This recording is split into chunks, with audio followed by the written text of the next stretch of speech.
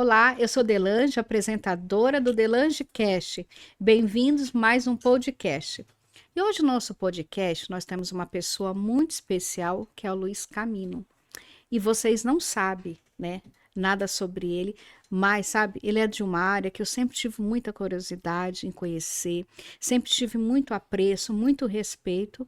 E hoje ele é o nosso convidado especial e vai falar um pouco mais para vocês. E tenho certeza do que ele vai falar que vocês vão gostar muito. Bem-vindo, Luiz. Obrigado, Delange. Obrigado pelo convite. Muito feliz de estar aqui com você hoje, viu? Obrigada. Luiz, né, para nossa audiência, as pessoas te conhecerem. Quem é o Luiz? Vamos lá.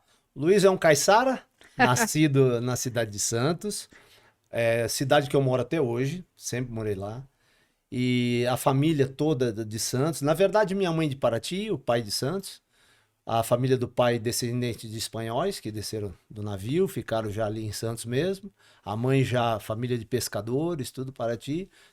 Os dois se unem ali em Santos e o Luiz tem a Nasce. irmã Kelly também. E ali tá em Santos até hoje. A cidade, sou apaixonado por Santos. Ai, que legal. E Santos tem praia boa, Luiz? O pessoal fala, qual a praia boa Ah, de Santos?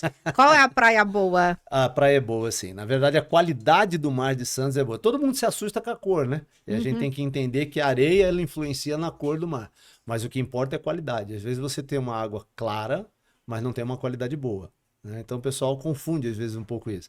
Lá em Santos ela tem uma água escura, até porque a areia é escura e reflete na água Uhum. do mar. Mas a qualidade é muito A boa. qualidade de praia, tomar banho lá é ótimo. Tranquilo, é Porque ótimo. o pessoal fala, vai para as outras praias, né? Esquece de Santos. Sim. Ah, mas todo mundo gosta, né? É. Mergulhar numa praia, parecendo uma piscina, né? Dá pra ver Uhum. os peixinhos. Ali é só quando o peixinho bate em você. Aí você sente o peixinho, porque a Ah, água tá escura. então tá bom. E Luiz, qual que é a tua profissão? Ó, vamos lá. Eu sou oficial do Corpo de Bombeiros, né? Trabalhei muitos anos na corporação e faz apenas 2 anos que eu reformei, que eu fui para reserva. O que que é a reserva? Vamos lá. A reserva, nos primeiros 5 anos, o militar, ele não aposenta, digamos assim. Ele fica numa reserva remunerada, que nós chamamos. O que que isso quer dizer? Apesar de eu não estar trabalhando, durante 5 anos eu posso ser convocado a trabalhar. Ou seja, eu posso ser chamado por uma missão. É muito difícil, lógico, isso acontecer, porque nós temos grandes homens lá, grandes mulheres trabalhando no Corpo Bombeiro, mas pode acontecer. Ou seja, nesse período de 5 anos, eu estou na reserva. Depois eu entro para reforma, que é um nome técnico para o militar. Ele é reformado. Basicamente, ele aposentou. Ah, entendi. E na reserva deve ser bem difícil você ser convocado, né? Corpo de bombeiro. É difícil porque, como eu falei, o pessoal que já está lá na ativa, a gente já vai se substituindo, né? Vai Uhum, chegando sangue novo, os mais jovens, e vão trabalhando. O que a gente vai passando para eles é o conhecimento, né? Mas é uhum, difícil realmente você estar na reserva, mas não é impossível. uhum. Pode acontecer alguma coisa muito grave a ponto do governador, secretário de segurança, convocar o pessoal que está na reserva. Ah, e por exemplo, no caso de guerra, o bombeiro, ele também é convocado, né? Vamos lá. No caso da guerra, é assim, nós somos uma força auxiliar, né, das Forças Armadas. Uhum, Então nós temos as Forças Armadas, Marinha, Exército e Aeronáutica, e a Polícia Militar, por exemplo, do Estado de São Paulo, que é onde pertence o bombeiro, né? O bombeiro está inserido na Polícia Militar, nós somos uma força auxiliar. Então, no caso de guerra, por exemplo, o bombeiro, ele vai estar auxiliando as Forças Armadas, assim como a polícia e assim por diante. entendi. Porque tem muita gente que tem dúvida, né? A maioria não sabe que o bombeiro faz parte da polícia militar, né? Até porque, Delange, em outros estados não são. Ou seja, lá você tem Corpo de Bombeiros Militar, né? E Polícia Militar. Aqui não. Aqui nós temos a mãe, ou seja, a Polícia Militar do Estado de São Paulo. E aí, dentro da Polícia Militar do Estado de São Paulo, você tem o Corpo de Bombeiros Militar. Entendi. Luiz, assim, o que te levou a ser bombeiro? Porque geralmente tem pessoas que falam desde criança quer ser bombeiro. Você tinha esse sonho? Olha que engraçado. Não. Eu não lembro de criança falar, eu quero ser bombeiro. Mas eu já adorava heróis, né? Então, uma geração que assistiu o Superman, eu era fã do Bruce Lee, tanto que eu pratico, inclusive, arte marcial por causa de Bruce Lee, por tudo que eu vi. Eu sempre tive esse sonho. Mas eu tenho agora uma história interessante para você. Aos 6 para 7 anos de idade, eu já queria surfar.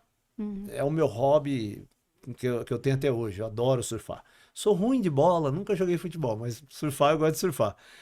E eu estava tentando surfar com 6, 7 anos com uma prancha de isopor. E eu quase morri. Eu fui arrastado no mar, eu perdi a prancha, eu estava na praia do Pernambuco, no Guarujá. A minha mãe viu, foi a única que viu. O meu pai, eu estava afastado, meu pai estava dormindo na areia e a minha tia, se eu não me engano, com a minha irmã que tinha alguns meses, tá? E a minha mãe entrou para me salvar e ela começou a morrer junto comigo. Nossa. Ela não conseguiu. E nós começamos a morrer. Realmente, literalmente. Um afundava o outro. 3 homens entraram para nos pegar e desistiram. Eles desistiram de nos salvar. De repente entrou um rapaz que eu lembro um pouco dele. Eu sei que ele era muito alto. Típico nadador, assim, da década de 70. Ele era magro, das costas muito largas. Eu só lembro que ele tinha uma sunga preta e ele estava com a namorada dele na beira d'água. Eu lembro disso. Ela era mais baixinha, de maiô preto. É só isso que eu lembro. Ele entrou e conseguiu puxar minha mãe, conseguiu me puxar, e ele tirou da pior parte da correnteza, e de repente aqueles 3 rapazes criaram coragem de novo, e 2, a minha mãe já saiu desmaiada dentro d'água. E olha que coincidência, eu me tornei guarda-vida. Depois de muitos anos, na verdade eu comecei a virar nadador. Após aquilo ali, minha mãe falou, não, você vai aprender a nadar. Eu comecei a nadar e virei guarda-vida. Meu primeiro trabalho no Corpo de Bombeiros, adivinha? Guarda-vidas. Eu entro no grupamento que hoje é chamado de GBMAR. Antigo 3º GBS, Grupamento de Busca e Salvamento, e hoje conhecido como GBMAR. Então, como criança, não. Mas o destino foi me levando, e um dia de um afogado eu me tornei bombeiro. Nossa. Foi um milagre, né? Isso Milagre. aí. Deus sempre do meu lado. Ah, entendi. Como a fé te influenciou essa jornada toda aí? A fé? Bem, acabei de falar em Deus, né? Então, eu não sigo uma religião em si, né? Sou cristão, mas eu acredito profundamente em Deus. Ele sempre esteve comigo. Até porque o nosso trabalho de bombeiro, né, acho que todo mundo imagina, né? Por diversas vezes em salvamento no mar, eu passei por situações de olhar assim e falar, nossa, Deus estava comigo aqui, me tirou dessa situação. E depois, quando eu vim trabalhar em São Paulo, né, depois de alguns anos, eu me formo sargento, trabalhei 22 anos em São Paulo, eu passei por diversas situações também bastante perigosas, desabamento de estrutura, onde graças a Deus eu consegui sair, tirar pessoas de dentro do rio, por exemplo, o rio Tamanduateí, perdão, eu pulei lá amarrado para tirar uma pessoa que estava sendo arrastada. Então, todos esses momentos que você vê que são bem complexos, bem complicados e muito perigosos, Deus está com a gente o tempo todo. Não tem como dizer que não. Né? E alguns momentos até inexplicáveis, né? Quando a gente olha assim, fala, foi por pouco. São anjos de Deus, né? Anjos de Deus, agindo o tempo todo. Luiz, e quanto tempo é a formação do bombeiro? Como é isso? Hoje em dia é um pouco diferente da época que eu entrei. Então, hoje em dia, como é que funciona? Você vai prestar o concurso público para a Polícia Militar do Estado de São Paulo. Então, você presta o concurso público, faz várias etapas, não só escrita, depois você tem teste físico, exames psicotécnico, entrevista com psicólogo, até chegar a se tornar um aluno soldado. Né? Esse é um caminho, quando você vai seguir o caminho de praça, ou seja, o quadro de praça ele envolve de soldado até subtenente, que foi a carreira que eu segui. O outro caminho é quando você vai para o Barro Branco, é a Academia de Oficiais do Barro Branco. Ali na Zona Norte, né? Exatamente, na Zona Norte. Também é um concurso, e aí basicamente ali quase tudo igual, ou seja, teste físico, psicotécnico, entrevista e tal, mas aí ele segue a carreira de oficiais, onde ele começa como aspirante e termina como coronel, certo? Então, hoje em dia, você vai entrar através desse concurso, os primeiros 6 meses, o curso todo para praça, 1 ano, para oficial, 3 anos. Então, para o praça, você fica 6 meses estudando tudo que a Polícia Militar faz, treinamento, teste, aptidão física e tudo mais. Na metade do curso, geralmente, eles falam, pessoal, aqui nós temos X vagas para o Corpo de Bombeiros. Quem gostaria de fazer um teste aqui para o Corpo de Bombeiros? E aí os jovens, as moças, os rapazes vão lá, se inscrevem, fazem os testes e aí são separados esse número X, digamos que sejam 100. Eles saem daquela escola da Polícia Militar e vão para a Escola Superior de Bombeiro, que fica em Franco da Rocha, a maior escola da América Latina. Tá? Então lá nós temos uma estrutura, a maior da América Latina, como eu acabei de falar, uma estrutura muito grande, inclusive argentinos, chilenos, vêm fazer curso conosco, né? E lá eles terminam os outros 6 meses, totalizando aí 1 ano. E aí sim, ele vai começar a trabalhar no Corpo de Bombeiros. E lá ele realiza todos os treinamentos de incêndio, de tudo. Tudo, ele aprende tudo lá, desde incêndio, afogamento, tudo, subir num prédio, tudo feito lá. Exatamente. Então, o que ele vai fazer? Ele vai ter um básico de tudo aquilo que ele pode pegar de ocorrência, de como a gente brinca, né? Quando a gente fala, peguei uma ocorrência assim, aconteceu isso. A ocorrência que ele pode se deparar, afogamento, como você falou, vítima de queda, resgate, incêndio, salvamento terrestre, veicular e assim por diante, tudo ele vai fazendo nesses 6 meses. Porém, Delange, existe uma questão. Você pode depois, de formado, se especializar mais ainda. Onde nós temos aqueles famosos brevês que ficam na farda, né? Aquilo ali são cursos que você vai fazendo. Então, por exemplo, eu quero fazer curso de mergulho. Você vai lá, se inscreve, vai fazer o curso de mergulho. Eu quero fazer o CGV, curso de guarda-vidas. Você vai lá e vai passar um período fazendo curso. Tudo dentro do Corpo de Bombeiro. Dentro do próprio Corpo de Bombeiros, onde nós temos lá os instrutores que são gabaritados, especializados, para dar esse tipo de treinamento. Por exemplo, eu entrei lá, vou fazer o curso para ser bombeira. E lá dentro eu vou ser avaliada se eu tenho ou não aptidão. Eu posso achar que eu tenho, mas eu vou ser avaliada pelo subtenente, não sei lá, se eu tenho ou não aptidão para isso. Durante o curso inteiro, desde o primeiro dia que você entra até o último dia, você está sendo avaliado. Diariamente, desde a sua postura, aptidão e assim por diante. E ali naquele momento, existem 3 caminhos, digamos assim. O primeiro é o caminho mais natural, a grande maioria consegue, que é começar e terminar. Tá? O segundo seria alguém te avaliar e começar a ver que não é o seu perfil. E de repente tentar conversar com você e falar, que não é seu perfil. Ele pode também fazer o seguinte, né? Meu sonho era vir para o bombeiro. E aí quando ele chega no bombeiro, não era exatamente o que ele queria. Não é? Durante o curso ele vai ver, não, eu quero voltar a terminar o curso da polícia. Ou então alguns naquele meio do caminho percebem que não tem aptidão nem para a polícia, nem para o bombeiro e pede o desligamento, ou seja, pede baixa e vão voltar a ser a vida civil. Eles deixam de ser militares. E como é a vida do bombeiro dentro do quartel? Ah, legal. Todo mundo imagina, né? Será que o bombeiro fica todo... Igual nos filmes. O bombeiro fica dormindo, fica jogando bola. Toca a campainha, desce da cama lá e sai correndo, né? Mas isso não deixa de ser verdade, né? Nós temos muitos quartéis ainda que tem o famoso caninho, né? Aquele cano que a gente desce e tal. E a correria realmente é essa, tá? Mas existe uma rotina no Corpo de Bombeiros a ser seguida. Então, de manhã cedo você tem a famosa pré-eleção. O que é isso? Você pega a equipe que nós chamamos de prontidão, que está saindo, e ela vai falar com a prontidão que está entrando de serviço. E às vezes tem algum comentário. Olha, essa ocorrência foi assim, olha, aconteceu isso no quartel, existe uma ordem do coronel sobre isso, ou seja, vai se conversando naquela pré-eleição. As 2 prontidões. A que está saindo de serviço vai embora. E aí o comandante da prontidão, que geralmente é um subtenente ou sargento, vai agora falar com a sua prontidão. Pessoal, vamos fazer isso, tal. Logo após isso, você tem uma conferência da viatura e de todo o material que tem dentro da viatura. Mesmo aquele seu amigo que acabou de sair de serviço falando assim, Delange, o autobomba, que é aquele caminhão do incêndio e tal, tá tudo bem, tal, ontem fez isso, tal, não sei o quê. Você fala, tá bom, obrigado. Mas mesmo assim, você vai conferir de novo a sua viatura.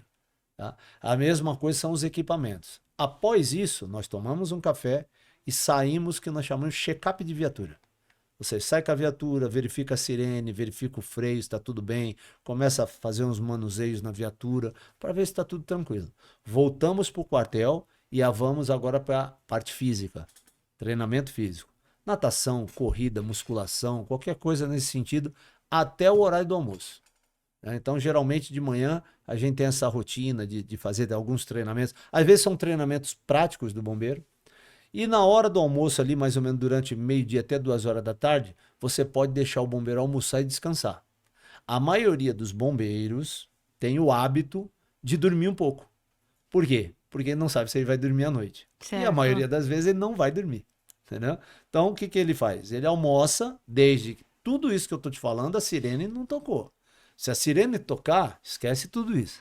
Eu tenho que entrar na viatura e atender a ocorrência. Né? E aí, a gente tem essas 2 horas para tentar almoçar e descansar um pouco. Às 2 horas, esse comandante da prontidão, subtenente sargento, leva a sua equipe, a sua prontidão para uma sala de aula, para um bate-papo teórico, para rever algumas coisas, legislação, alguma coisa ser passada. E aí, geralmente, vem um treinamento prático. Um simulado de alguma coisa que você pode pegar de ocorrência. Ó, a pessoa quebrou a perna, o que a gente faz? Ó, tem uma vítima presa em algum lugar, e aí você vai fazendo um treinamento para incêndio e assim por diante. Tá? Logo depois disso, você tem duas opções. Você pode deixar a sua equipe agora descansar, isso vai acontecer lá por umas 5 e pouca da tarde, e a partir daí a pessoa pode seguir sua rotina, se ele quiser ir no alojamento descansar mais um pouco, pode, a partir daí, fora alguns afazeres que cada um tem, cada um lá dentro tem a sua Sim. responsabilidade, né? Mexe numa viatura, conserta alguma coisa, dá uma limpada no seu alojamento, então nós temos algumas rotinas ali do dia a dia, e aí isso vai durante 24 horas. O bombeiro trabalha 24 horas e descansa 48 horas. Uhum. Cada prontidão tem uma cor da bandeira brasileira. Então nós temos 3 prontidões, nós temos o verde, o amarelo e o azul. São as 3 Entendi. prontidões. Prontidão verde, prontidão amarela e a prontidão azul. Entendi. E Luiz, até uma pessoa me mandou uma pergunta que eu falei que ia te entrevistar. Como é definido o grau de urgência lá dentro quando alguém liga para 190, né? O bombeiro, né? 193 o bombeiro. 193, é verdade. Agora ficou mais o SAMU, né? Na Sim. frente. Como que define o grau? Ligou assim, olha, aqui tá pegando fogo, tem um gatinho no telhado, Sim. né? Como que é? Tem essa curiosidade. Vamos lá. Toda vez que você liga para o COBOM, o Centro de Operações do Bombeiro, que seria o 93, existe uma triagem dessa ocorrência. Né? Então, a pessoa que ligar, aquele bombeiro, aquela pessoa que está atendendo aquela ligação, ele vai te fazer uma série de perguntas. Então, geralmente, o bombeiro, 99% dos casos de atendimento são emergenciais. Sim. Né? Então, ele sai geralmente para esse tipo de ocorrência. Ele pode, talvez, ser acionado para algum outro tipo de apoio, de alguma coisa que não é uma emergência. Então, vamos chamar assim, o primeiro é o código 3, que é o mais emergencial, e o outro seria um código 2 e, às vezes, um código 1. O que seria um código 1? É a saída da viatura para algo totalmente administrativo. Olha, eu vou abastecer a viatura. Então, entra em contato com o COBOM e fala, é um código 1. Eu estou indo apenas abastecer a viatura. Um código 2 é um apoio, mas não muito emergencial. Como assim? De repente, alguma entidade pública precisando do bombeiro, de repente alguma coisa que, olha, eu preciso de um apoio da escada do Corpo de Bombeiros aqui na Prefeitura de São Paulo. Vamos citar um exemplo assim. Porque a gente está fazendo aqui um negócio e precisa do apoio do bombeiro, ou seja, esse seria um código 2. Isso acontece muito? Quase não acontece.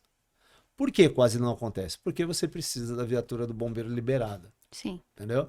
E aí a grande maioria nós trabalhamos com o quê? O código 3, que seria a maioria, né, a emergencial, atendimento de ocorrência. E tem muito trote, né, o bombeiro. Hoje ainda recebe muito trote, porque eu lembro que tinha muito trote. Bem, faz 2 anos que eu fui para a reserva e o último número que eu tinha era mais de 1.800 trote por ano. Nossa, é muito. Muita coisa. Irresponsabilidade. Muita irresponsabilidade. E o que acontece com isso, Delange? Nós tivemos que começar a fazer uma coisa para tentar não mandar uma viatura para uma ocorrência que não é ocorrência. Uhum. Então, a Delange pega o telefone, liga o 193, cai lá no Corpo de Bombeiros, COBOM, você fala toda a situação, tem um acidente grave, tal. De repente, só você ligou. O bombeiro espera mais um pouco, não veio mais nenhuma ligação. O que que ele faz? Ele retorna a ligação para você. Uhum. E nisso você fica desesperada. Fala, poxa, já liguei. Fica nervosa, Uhum. né? Porque você quer um socorro rápido. Olha, eu já liguei, e muitas vezes o bombeiro fala, desculpa, mas só houve a sua ligação, eu estou retriando a ocorrência. Eu Uhum. estou verificando se realmente é verdade. Mas mesmo assim, com tudo isso, nós temos mais de 1.800 trote ainda por ano. Ou seja, a viatura vai no local, chega lá, não era nada. É trote de criança, de adultos, De mas tudo que você de possa tudo? imaginar, né? Ao contrário do que a gente imagina, sempre é criança. Não, nós Uhum. temos muitos adultos que fazem isso também. A pessoa é punida? Infelizmente, não. Ah, É entendi. difícil encontrar a pessoa, localizar onde ela está. Ainda é um pouco complexo esse assunto. Porque você disponibiliza uma viatura de bombeiros para ir até um Sim. local que é um trote, sendo que aquela viatura pode estar sendo usada para outra coisa, para Sim, socorrer alguém, sim, né? É um gasto também, né, do Estado com isso, da viatura estar lá, né?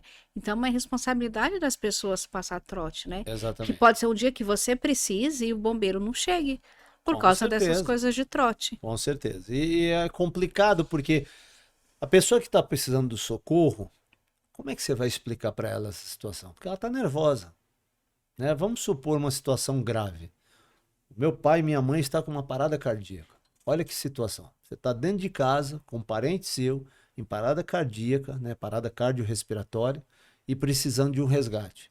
E de repente o bombeiro volta a retriar a ocorrência. Nossa, você enlouquece. Uhum. Porque você ligou 193. O que que você quer? Você quer que o resgate chegue ali em um Em minuto, segundos. né? Segundo. E na verdade o bombeiro tá te ligando de novo, você fala, poxa, bombeiro, mas eu já liguei. E a maioria das pessoas xingam o bombeiro, brigam com o bombeiro. E o bombeiro tenta explicar, fala, desculpa, mas como entrou apenas sua ligação, eu estou retriando, eu já estou mandando a ambulância, que seria o resgate nosso. Só que, mesmo fazendo isso, tem pessoas que desligam, é mentira, ele reforça a história e quando chega lá o resgate, não é nada. E Luiz, me fala uma coisa, que eu sempre tive dúvida. Como é feita a distribuição no corpo de bombeiro? Assim, cada bairro tem a sua base ou não? Sim, na verdade é assim.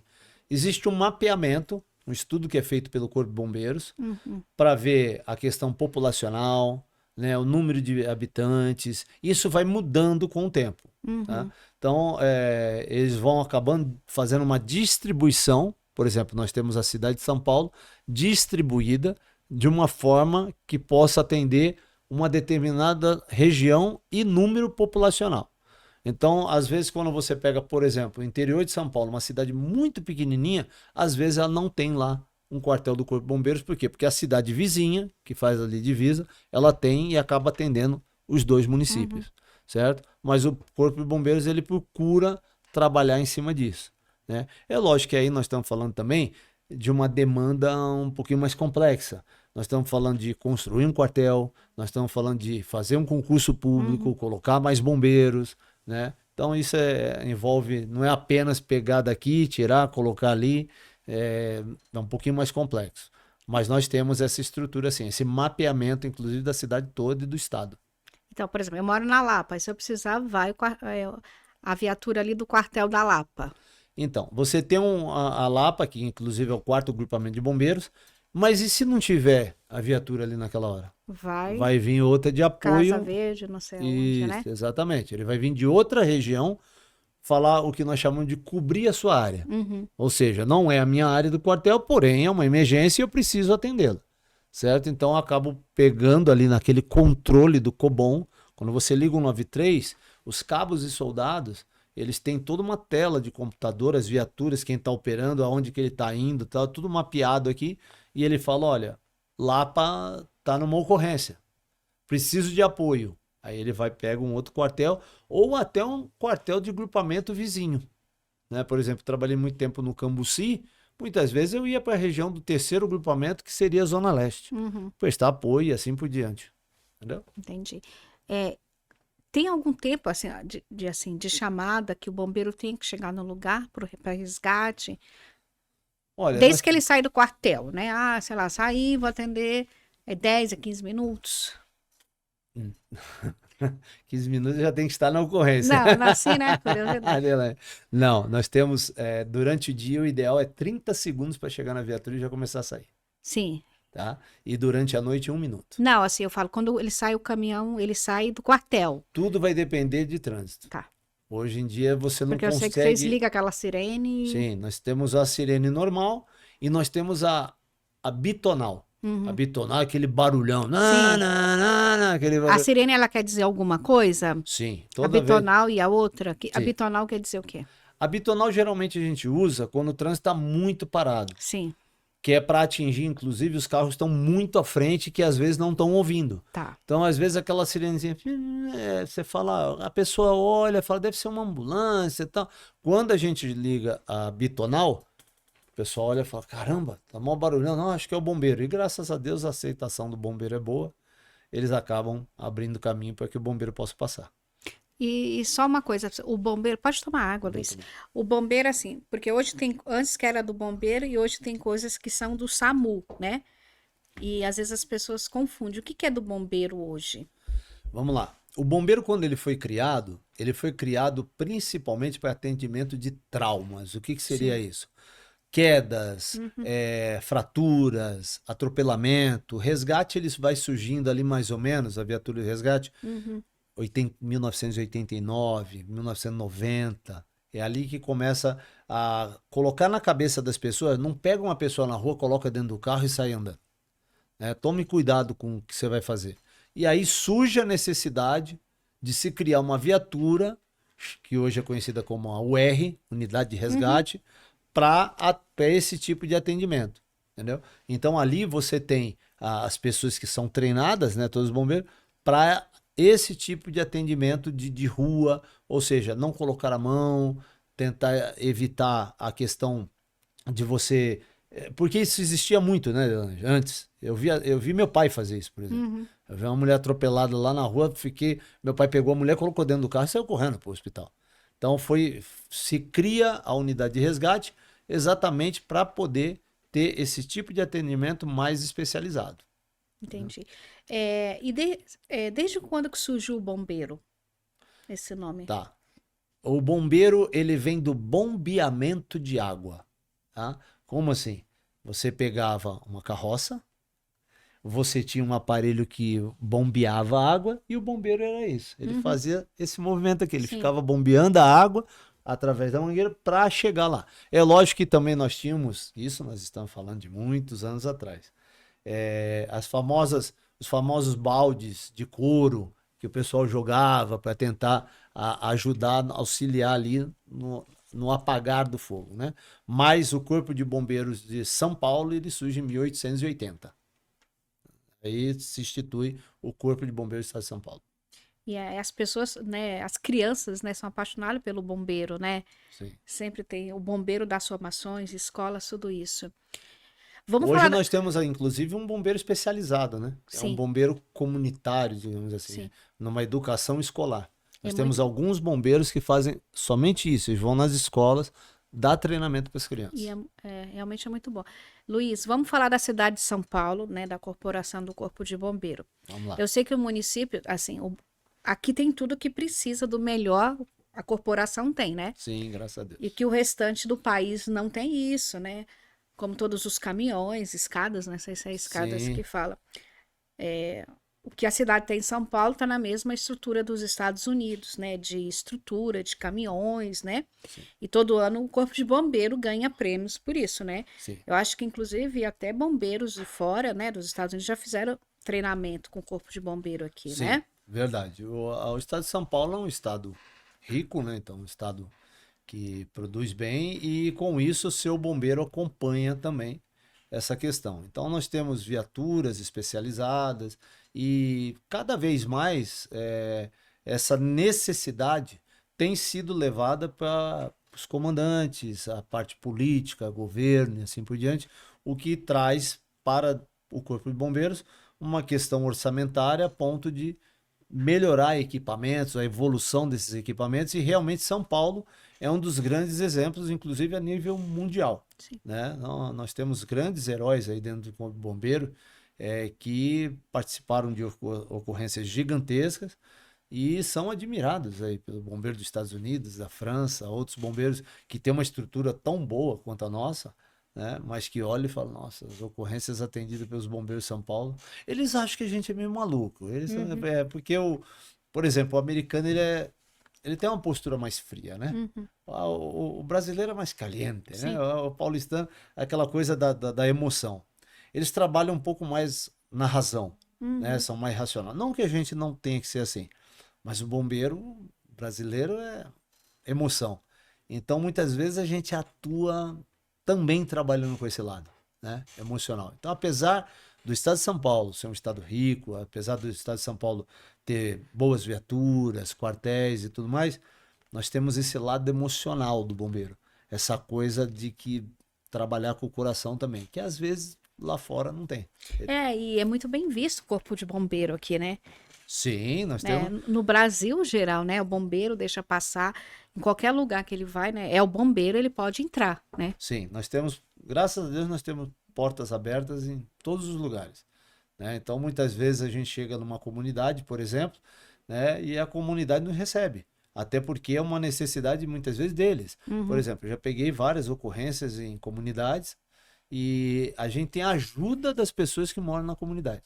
Eu já cheguei em ocorrência que quando nós fomos descer, estávamos em poucos bombeiros, foi a primeira viatura a chegar, só tinha 3 bombeiros na viatura. Quem nos ajudou? As pessoas que moram na comunidade. Começaram a esticar a mangueira junto com a gente, começaram a nos ajudar, ou seja, portas abertas aí pro bombeiro. Hum. E o bombeiro de tudo isso. Mas, ô Luísa, hoje quem é do corpo de bombeiro ganha-se muito bem, né? Ah, agora Ou você pegou não? no ponto fraco. Não, vamos lá. Numa média brasileira, eu não posso dizer para você que o bombeiro ganha muito mal. Para a profissão, sim. Sim, Principalmente, devia ser muito bem remunerada. principalmente comparado, como você acabou de fazer, a nível mundial. Então, quando você olha um bombeiro francês, americano, japonês, e assim vai, a diferença salarial é grande, né? Mas, assim, o que eu posso te falar sobre isso, né, Delange? Todos os bombeiros que trabalham lá, lógico, a gente precisa pagar nossas contas, a gente precisa Uhum, viver bem, mas tem uma paixão muito grande pelo que faz. Não é exatamente o dinheiro que nos move lá. sim. Nós precisamos dele, a gente sabe disso, mas todo bombeiro ele tem um brilho no olhar, né? Ele fica emocionado com o que ele está fazendo, ele se vangloria daquilo de poder salvar vidas, de poder ajudar pessoas. Então isso daí nos carrega no dia a dia. Oh, me emociona, né, ouvir você falar isso. Certo. Luiz, o bombeiro, ele faz algum juramento, assim, ele dá a vida dele para salvar outra pessoa, é isso? Como é? Então, a gente procura tentar fazer de tudo, principalmente através do treinamento, né, que isso não ocorra, mas ocorre, né? Então, semana passada mesmo, nós perdemos um bombeiro no incêndio na Zona Leste. A estrutura Sim, eu vi. desabou e ele ficou soterrado. Quando os amigos conseguiram retirar, ele estava em parada cardíaca. Tentou-se reverter a parada e ele veio a falecer. Um jovem, muito jovem, deixou esposa, deixou filho. Assim como eu também, durante algumas ocorrências, eu perdi amigos em ocorrência. Mas todos nós bombeiros, apesar de sabermos disso, a nossa paixão continua sendo a mesma. Como é para você, para a corporação, você sai numa missão e perde o companheiro, assim, né? É muito forte. Complicado de explicar. Porque você se envolve muito com aquilo que está acontecendo, né? Por exemplo, eu não estava nessa ocorrência na Antártica, ali na fábrica antiga da Antártica, que fica na Avenida Presidente Wilson. Eu Sim. perdi o sargento, meu amigo, que dormia do meu lado, no mesmo alojamento. Ó, ele tinha 36 anos de idade, deixou esposa, filha. Então, e eu lembro das pessoas contando que eles faziam massagem cardíaca até que chegou um ponto que o médico teve que tirar o bombeiro e falou, olhou nos olhos dele e falou, ó, ele morreu. E aí os amigos não se conformavam. Queriam continuar fazendo Como se massagem. a gente Nas... salva a vida, né? Exatamente. Por mais que você seja treinado, você é um ser humano. Então você não adianta. O emocional chega um momento que vai te pegar. Entendeu? E aí não tem como. É Me conta difícil. uma história marcante na sua trajetória profissional dentro do Corpo de Bombeiro. Vamos lá. A história que mais me marcou, eu tenho muitas, né? Porque a gente acaba vendo muitas ocorrências, né? Natural do dia a dia. Mas teve um momento na minha carreira, que foi logo no começo, graças a Deus, que foi uma virada de chave para mim. Como assim? Eu era guarda-vidas e eu entrei no Corpo de Bombeiros muito novo, 20 e poucos anos de idade. Então eu estava maravilhado com tudo que estava acontecendo, né? Primeiro caiçara, eu gosto de praia, então eu estava trabalhando como guarda-vidas. Até que eu trabalhava numa praia muito perigosa no Guarujá, chamada Praia do Tombo, Já ouvi né? falar. É uma praia pequena, 850 metros mais ou menos de praia, pedras do lado direito, pedra do lado esquerdo, e não é uma praia para banhista, é uma praia para surfista. Ela tem muita correnteza, muita onda, muita buraco, mas estava acontecendo um fenômeno chamado El Niño. E o mar estava uma piscina. E exatamente nesse dia, um outro bombeiro que trabalhava num outro extremo bem mais calmo, na praia da Enseada, no Guarujá, faleceu um parente. E aí o sargento falou: olha, Camino, você vai lá pro posto dele substituí-lo. Então eu trabalhava no posto 2, eu fui lá pro posto 10, bem afastado, a viatura me levou. Nossa, Deus, chegou lá, parecia uma piscina. Olhei assim e falei: que dia lindo, né? Era um dia de semana, tinha sol, pouco depois da temporada, então devia ser março, alguma coisa assim. Isso, se eu não me engano, aconteceu em 1997, eu acho que foi. E eu estava lá tranquilo. Quando deu mais ou menos meio-dia, 1 hora da tarde, o mar começou a virar. O fenômeno El Niño mexeu com o mar. E daqui a pouco, meio metro de onda, 1 metro de onda, 1,5 metro, 2 metros de onda. Eu não sei se as pessoas não notaram o que estava acontecendo. Eu fui pro posto, tomei uma água, usei o banheiro rapidamente. A hora que eu saí, tinha um rapazinho que entregava saquinho, perguntou para mim: bombeiro, eu posso tomar só um pouquinho d'água? Eu falei: pode. Quando ele terminou de tomar água, ele começou a conversar comigo. Assim que ele começa a conversar comigo, eu escuto os gritos lá de fora: socorro, bombeiro, bombeiro, socorro. Quando eu olho pela porta, tá vindo um rapaz correndo, gritando e levantando a mão. Nossa. Eu olhei aquilo, falei: alguém tá morrendo afogado. E lá a areia é grande, né? Uma distância grande até. Ali eu me desesperei, eu não consegui pegar o rádio para informar o que estava acontecendo, eu só peguei a nadadeira, que o pessoal chama de pé de pato, peguei o flutuador, o life belt, que é aquela boia, que só, e saí correndo. Saí correndo, saí correndo, e eu comecei a olhar todo mundo apontando. Eram 4 crianças. Eram 4 crianças, que não estavam com a mãe, Meu estavam Deus. com a tia. E nesse momento, eu passei, quando eu tava quase chegando na beirada d'água, a tia gritou assim: salva as minhas meninas, e desmaiou. Né? E aí tinha um casal, cuidou dela, eu continuei correndo. Quando eu vou entrar no mar, elas pegaram uma corrente de retorno cruzada, assim, ó, nessa direção. A gente chama de corrente de retorno, aquela que tá arrastando pro fundo. A primeira estava muito próxima e tinha 2 rapazes próximo dela. E eu vi que eles conseguiam pegar. E eu comecei a gritar para eles: estica, segura, estica. Eu fazia o gesto e eles entenderam. Um segurou na mão do outro, esticou, pegou a mão dela e tirou. Então, 3 agora. A segunda também não estava tão longe. E tinha um rapaz com uma prancha, mas ele não era surfista. Ele estava ali brincando com uma prancha. Eu comecei a gritar para ele: joga a prancha, joga a prancha. Ele entendeu, jogou. A menina grudou. Eram 4 meninas. A menina grudou e ele meio que pescou a menina, ou seja, ele trouxe pela prancha. E aí sobraram 2. Aí essas 2 eu entrei nadando, cruzado aqui, e eu peguei a primeira. A primeira tinha 7 anos de idade, se eu não me engano. Era bem magrinha, magrinha. E a outra era a mais velha, que tinha, eu acho que 9 ou 10 anos, alguma coisa assim. Ela era mais fortinha, assim, maiorzinha. Era a maior das 4, digamos assim. Quando eu cheguei perto das 2, começou a vir uma série de ondas. E eu, na preocupação delas respirarem, eu segurei uma no braço, outra no outro, então eu levantava as 2 e eu afundava. Só que fazer isso 1, 2 vezes tá bom. Aí eu comecei a fazer 1, 2, 3, 4, 8 vezes. E eu comecei a não respirar muito. Comecei a ficar muito cansado, porque eu batia a perna e tentava trazer pro raso, e levantava, e levantava. E aí os anjos de Deus, mais uma vez, cuidando da gente ali, me segurando. De repente, a menina falou assim, a mais velha, nós vamos morrer. Uhum. E a mais nova falou, não, ele vai salvar. Agora sou eu que me emociono. Agora deixa eu me segurar. Fica à vontade, pode chorar. Ai, ai. Bem, vamos lá. Eu falei, não, o tio vai salvar vocês. Abracei as duas, coloquei. Calma aí. Pode, fica à vontade.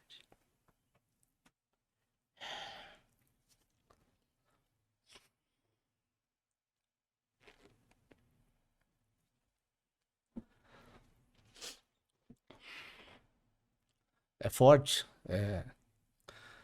Eu lembro como se fosse hoje. Aí eu falei, pode deixar que o tio vai salvar vocês. Olhei pro céu, pedi a Deus, abracei as duas no flutuador e comecei a puxar. E pedi para Deus, me dá força. E ele me deu.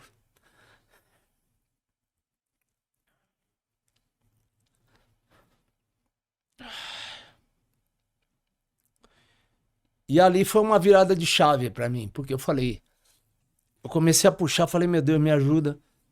Quando eu comecei a puxar e tirando as duas, consegui amarrar as duas na boia e fui empurrando na onda e eu mergulhava e eu empurrando ela por cima da onda para poder respirar e puxando e puxando e puxando. De repente o helicóptero Águia passou e eu vi que eles me viram com as crianças. Eles deram a volta e já estavam começando a descer, prontos para pular. Eu consegui chegar no que a gente chama de banco de areia, que nada mais é do que quando você consegue levantar, né? Ficar de pé. E naquele momento eu fiquei de pé, fiz um sinal para eles que não precisava. E resumindo, a gente conseguiu salvar as 4 crianças. Eu tenho até hoje, Graças a Deus. tá na minha carteira, depois eu mostro, eu tenho um bilhetinho dela. Depois a gente pode colocar no ar, onde é que for. Tá bom, depois a gente colar. E aí tem um bilhetinho escrito, querido guarda-vidas, se não fosse você, estaríamos todos mortos. Obrigado. Junto com isso, elas deram um copinho cheio de bolachinha e chocolate. Mas por que eu falo que essa ocorrência, para mim, é a mais importante, digamos assim? Não, é que não existe exatamente uma ocorrência mais importante, para falar a verdade. Eu considero uma virada de chave para mim. Aquele momento eu parei e falei, caramba, eu sou bombeiro.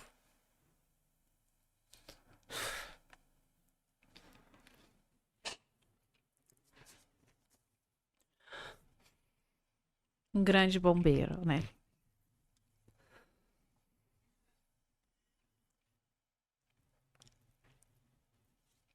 E ali eu vi a importância, né? Falei, caramba, como foi importante, né, para mim salvar essas crianças. Eu podia chegar agora e entregar para um pai, para uma mãe, elas não estariam, né, do jeito que a gente gostaria que tivesse. Ali eu tomei uma plena consciência do que era a minha função como bombeiro. Falei, não é só uma brincadeira. Ó, eu sou bombeiro, nossa, sou guarda-vidas, uso meu óculos, meu boné. Não. Eu sou uma pessoa que pode fazer a diferença não só na vida da pessoa, mas na vida de uma família inteira. Então ali eu considero essa virada de chave porque me impactou muito. Eu mudei a minha postura como bombeiro, inclusive, da importância. Eu acho que até aquele momento não tinha caído a ficha do quão importante. Eu já tinha feito outros salvamentos, já tinha feito vários salvamentos, mas aquele das crianças mexeu muito comigo. Mexe bastante comigo quando eu lembro, porque ela foi um diferencial para mim dentro da minha carreira, né? A partir daquele dia eu falei, poxa, é muito mais importante do que o que eu imaginava, né? Não é somente sou bombeiro, não, eu sou bombeiro. Eu faço a diferença grande na vida das pessoas. E Luiz, criança emociona muito mais, né? Assim, sempre, né? Né? Sempre emociona mais. Idoso, né? Pai, idoso, criança, né? Apesar que a gente, nesses anos todos, acaba vendo muitas coisas que emocionam, né? Bastante. Pode trazer. Sentiu realizado. Muito, bastante. Né? São tantas emoções, né, Luiz? Essa Bastante, carreira, né? muito. A gente lembrar de muitas coisas, dos amigos, que nem você falou, amigos que nós perdemos, ocorrências, porque você não quer perder. Uhum, Essa é a verdade. O bombeiro ele vai lá para salvar. uhum, Quando não sai de acordo, todo mundo sai da ocorrência triste, sim. né? Por mais que você tente trabalhar sua mente, a sua cabeça, o resultado final não foi o que você esperava, Uhum, entendeu? Então, e quando acontece de ser, a felicidade é plena, né? sim. E é isso que move a gente, para falar a verdade. Sim, os bombeiros são heróis, a gente vê, né? Grandes coisas que vocês fazem, bombeiros, né? Outro dia, sei lá, acho que ano passado teve um incêndio muito grande com Cubatão, sei que desceu todas as viaturas aqui para dar um suporte lá embaixo, Sim, sabe? E o foi em trabalho é enorme. 2015. Isso, é. Nós tivemos um incêndio nos tanques de combustível da Alemoa. Ah, É um bairro de entrada em Santos. Eu estava lá, inclusive, sim. nessa ocorrência. Entendeu? 2015 foi considerado um dos maiores incêndios do mundo Sim, em tanques de sei combustível, que né? foi bombeiro daqui, o interior ofereceu, né? Ajuda, tudo isso, né? Nós ficamos 9 dias de combate. Sim. São grandes heróis os bombeiros, né? Parabéns aos bombeiros, né? Obrigado. Toda a honra, né, que eu dou para os bombeiros, né? O respeito, né? Vocês merecem medalha, né? Muito Merecem ganhar obrigado. bem, cada vez mais ser reconhecidos. Muito obrigado. Luiz, para falar, né, do bombeiro, assim, daria um podcast de 3, 4 horas, né? Que eu tenho Sim, tanta pergunta para fazer ainda. Luiz, você está na reserva, né? Como você sim, falou. O que que o sim. Luiz tem feito agora? Tá, vamos lá. O Luiz, na verdade, também é engenheiro civil Uhum, e engenheiro de segurança. Eu tenho uma empresa, sociedade com a minha esposa, que era enfermeira, sim. né? Ela, juntamente com a minha irmã, cuidam de toda a parte, digamos assim, administrativa. E eu sou uma parte mais técnico-operacional. Hum. Visito clientes, a gente mexe com sistema de incêndio. Mas antes disso, durante muitos anos, por incrível que pareça, eu trabalhei muito com palestra motivacional. E você trabalha ainda com palestra? De vez em quando, para alguns clientes maiores, assim. Na pandemia, como parou muito, eu também meio que acabei me dedicando muito para a área da engenharia e fui deixando um pouco as palestras de lado. Mas a gente tem uma família meio artística, assim, de Uhum, música, de palestra. Minha irmã trabalhava comigo com isso. Então a gente fazia muitos eventos, principalmente eventos empresariais. sim. Nós éramos contratados pelas empresas para fazer eventos internos, ou seja, em company, dentro das empresas. E o que que vocês abordavam nessas palestras? Olha, nós temos dois. Eu já fiz muitos outros temas, mas os Uhum. dois mais vendidos seria segurança do trabalho, uma questão de comprometimento, onde eu desenvolvi uma palestra técnica de segurança com música. Que Então legal! a minha irmã ela era um personagem que entrava no meio da palestra e interagia comigo. E a outra mais vendida de todas se chama risoterapia, Que legal! que é baseada no Dr. Pat Adams, Ah, que no é Pet Adams. o papai aí, o papa da risoterapia, né? Então eu meio que eu estudei um pouco da vida dele, a história de tudo o benefício de você ter um pensamento positivo, atividade física, dar mais risada. E aí eu transformei isso numa palestra com música também. Então, como a nossa família é envolvida com música, eu sempre trouxe a música para dentro da palestra. Ah, bacana. E se as empresas quiserem hoje contratar, né, Sim. a sua palestra, você continua atuando? Sim, a gente atua na palestra, né? Caso haja interesse, é só fazer contato conosco. O meu telefone, posso passar o telefone? Eu deixo Você no pode final. falar as redes sociais, tá? Redes sociais, Luiz com Z, Luiz Camino. A gente vai divulgar. É o Insta? É o Insta. Luiz Camino, Luiz com Z, Luiz Camino, com N de navio. Ah, bacana. E Luiz, nessa questão das palestras motivacional, que você falou da questão de segurança de trabalho, hoje as pessoas nas empresas, elas têm uma consciência dessa questão de segurança de trabalho, porque a gente vê que acontece tantos Sim, acidentes, né? Você passa assim, construindo um prédio, estamos tantos dias sem acidente de trabalho. sim. Será que teria necessidade de ter aquela placa ali, se as pessoas tivessem a consciência disso? Realmente não precisaria, né? Não é tão cultural do brasileiro a questão da segurança, né? A gente tem que ser verdadeiro. Mas melhorou muito, né? Então, se você pegar 50 anos atrás, se trabalhava de uma forma muito amadora, digamos assim, Uhum, né? A falta de EPI, a falta de conscientização, por exemplo, no uso de EPI, a falta de conscientização às vezes até do empresariado, da questão de investir nessa área. Os EPIs. Não só o EPI, nós temos EPI, nós temos treinamento, nós temos EPC, que é quando você tem o equipamento de proteção coletiva dentro de uma certa máquina, e assim por diante. Mas melhorou muito. Isso melhorou muito. É lógico que aí nós temos um outro lado, né? Hoje, quem não se enquadra nisso pode ser multado, pode ter uma série de consequências, né? Você pode, de repente, receber uma ação de um funcionário que não recebeu um EPI, alguma coisa assim. Então, hoje envolve também uma parte burocrática, ao mesmo tempo de fiscalização, entendeu? Então, mas melhorou. Não posso dizer que melhorou. Melhorou comparado, principalmente anos até, melhorou bastante. Mas eu acho que ainda dá para melhorar mais. Sim, bacana. Você falou de um tema interessante, essa questão dos EPIs. Também a gente tem muita dificuldade do funcionário aceitar que ele use EPI. Ah, não vai acontecer nada comigo, né? E às vezes de querer usar o capacete, de querer usar o protetor de ouvido, né? E aí você falou de uma coisa, né? Me lembrei, aqui a gente teve um podcast com a Isabela Camargo, né? Certo. Foi uma jornalista da Globo, né? Que teve burnout, né? E aí ela também faz um trabalho legal sobre a questão dos EPIs, né? Porque a gente fala da questão de acidentes, pensa na parte física e a parte mental, né? Sim. Que são essas, né? Que são essas questões, né?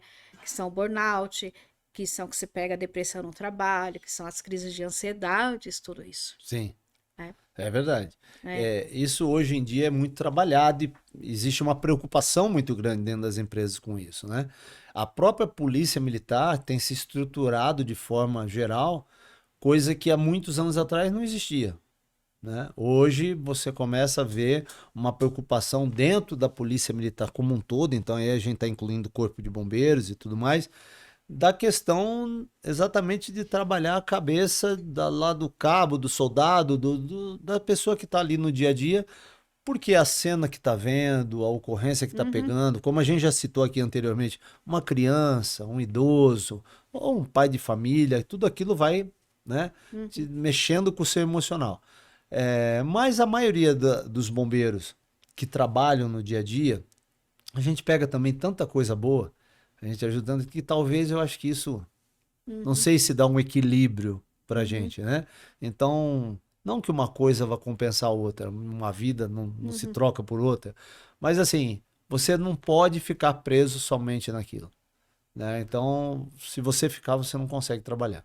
Sim. Você tem que trabalhar sua mente e falar, olha, eu fiz o melhor. Eu fiz tudo que eu podia e Papai do Céu falou que ia ser de outra forma, né? Então, Deus quis esse caminho para difícil. ele, mas é difícil. Sim. É difícil. Porque a gente falando de EPI, a gente tem que falar de tudo, né? Tanto da segurança física Sim. da pessoa se machucar, como dessa parte emocional, né? Que Sim, sim. hoje o que tá pegando muito é a parte emocional, porque quando não é física, as pessoas não enxergam. Sim, Você passa despercebido, exatamente. né? E as pessoas sofrem muito mais ainda. E aí entra naquilo que nós falamos lá no comecinho. Tem algumas pessoas que entram no bombeiro e vão embora, né? Pedem baixa. Muitas vezes não fala, não é exatamente como eu imaginava, isso aqui não é para mim. Eu achei que eu ia suportar, mas No bombeiro, vocês têm acompanhamento psicológico lá dentro? Tem um na verdade psicólogo? existe um centro dentro da Polícia Militar que cuida dessa parte, ou seja, desse apoio psicológico, é um centro terapêutico, onde você pode buscar lá a ajuda, principalmente se você começar a notar que a coisa não está indo muito bem, ou então os próprios amigos acabam percebendo, né? A gente tem ali uma mudança de perfil, né, no ser humano, quando ele começa a ficar um pouco mais estranho na ocorrência, um pouco mais afastado, então é importante. E isso acaba acontecendo com uma certa facilidade no bombeiro. Como assim? Como a gente trabalha 24 horas e a gente se torna uma família, você começa a perceber quem é que está do seu lado. Como é que ele tá? Tá estranho. Pô, de um tempo para cá ele tá meio assim. Tá... Muitas vezes a gente vai lá, tenta conversar e convencer aquela pessoa, ó, procura uma ajuda. É importante para você. Hoje a Polícia Militar conta com isso. Que legal, né?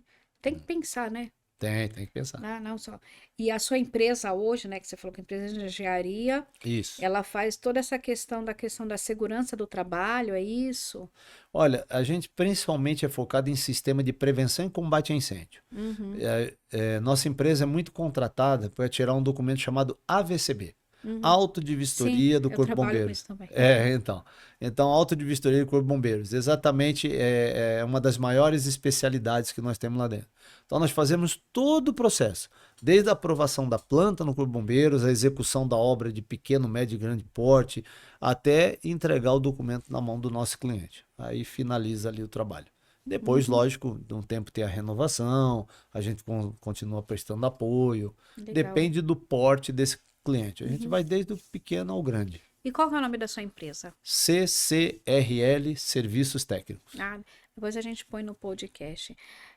Luiz, a gente está quase no final aqui. Tá, ok. Quais são os sonhos do Luiz hoje? O que você quer para o futuro? Olha, na verdade, o Luiz, eu me sinto uma pessoa extremamente realizada. Eu acho que Deus foi muito bom comigo, como eu já falei. A minha profissão, eu fui feliz nela a vida inteira. Dá para ver. Eu fui feliz a vida inteira. Então, eu me sinto extremamente realizado. O que eu cultivo muito hoje é a minha família e os meus amigos, né? É o que eu mais gosto de fazer, estar perto da minha família, cuidando da minha mãe, da minha irmã, que está sempre comigo, a minha esposa maravilhosa, que eu amo muito, que Deus colocou na minha vida, né? Ela cuida também da mãe dela, da irmã, do sobrinho. Nós temos ali uma família muito pequena, mas que graças a Deus a gente se ama e se cuida, um cuidando ali do outro. Então, eles são a razão do meu viver, né? Além dos grandes amigos que eu construí nesse caminho. Que legal. E qual é o nome da tua esposa? Cíntia. Que legal. Cíntia. Muito bom. Luiz, tem alguma coisa que você gostaria de dizer para as pessoas que você acha que faltou? Que conselho que você daria hoje? De tudo que você viveu, né? Olha para essa câmera. Tá, vamos lá. Eu aprendi uma frase com um amigo meu. O nome dele era Cabo... Era não, tá vivo, tá de... Era não. Cabo Prosdócime. Hoje ele é sargento da reserva. Ele foi o meu primeiro companheiro de trabalho, né? Ele foi a primeira pessoa que eu trabalhei na Praia do Tombo, no Guarujá.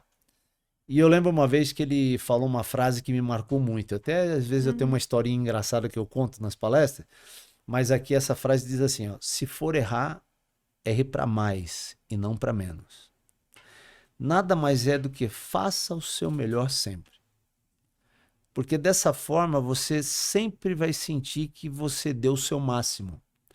Então, principalmente para nós bombeiros, para quem trabalha com vida, para quem trabalha cuidando de outras pessoas, né, principalmente, você tem que fazer o seu melhor. Então, é uma frase que a gente brinca, isso é usado dentro da corporação, dentro da Polícia Militar do Corpo de Bombeiros. Se for errar, erre para mais e não para menos. Então, se eu fosse deixar uma mensagem agora, a minha mensagem seria exatamente essa: faça sempre o seu melhor e ame as outras pessoas. O amor, ele é contagiante. Verdade. Luiz, uma pergunta final, né, que eu pergunto para todos os entrevistados aqui. Se você tivesse 5 minutos, com quem você gostaria de ter? Olha, pergunta com Deus. Eu queria conversar com ele, pessoalmente. Seria esse. 5 minutos conversando com ele seria o máximo. Você pode dizer o que você gostaria de dizer para ele? Eu te amo. Com Só certeza ele te ouviu, né? O tempo todo esteve com você, cuidando. Cada passo seu, Deus esteve com você e está, como está aqui agora com a gente, né? Obrigado. Deus é tudo. Luiz, obrigada. Obrigado. De você ter vindo aqui, foi muito emocionante, né? Obrigado. Trazer a tua história. Ainda tinha muitas coisas, a gente marca outro momento, né? Outro podcast. E foi emocionante. Obrigado. Para mim também. Obrigada. E você de casa, se inscreva no nosso canal, compartilhe esse podcast maravilhoso e aperte os sininhos para você receber em tempo real os nossos programas. Obrigada.